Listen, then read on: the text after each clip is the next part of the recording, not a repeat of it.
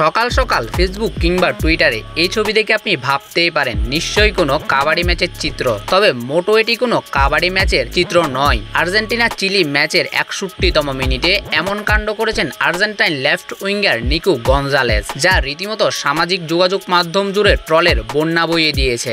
Nicco Gonzalez ম্যাচের শুরু থেকে দুর্দান্ত খেলেছেন। আক্রমণ সাজানো থেকে রক্ষণ সামলানো সব জায়গায় রেখেছেন ছাপ। চিলির ডিবক্সের ডিফেন্ডার মাউরিসিও ইসলার ট্র্যাকেলে পড়ে যান নিকো। সেই সময় নিকো গঞ্জালেজ জন্ম দেন ম্যাচের অন্যতম আইকনিক মোমেন্টের। পরে গিয়েও ইসলার গোড়ালি চেপে ধরেন তিনি, যা এখন সামাজিক যোগাযোগ মাধ্যমের সুবাদে আলোচনার বিষয়ে পরিণত হয়েছে। এতে অবশ্য কিছুটা হাসির খোরাক পেয়েছে ব্রাজিল সমর্থকরা।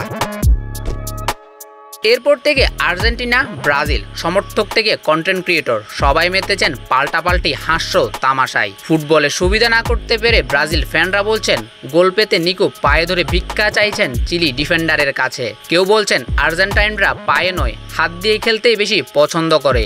অন্যদিকে আর্জেন্টাইন ফ্যানরা ব্রাজিলকে খোঁচা দিয়ে বলছে এতিমদের প্রতি মায়া হয় বলে ব্রাজিলকে ট্রল করি না। কেউ বলছেন দাদাদের ছিল অনেক, বাবাদের ছিল অল্প, আমাদের আছে শুধু গল্প।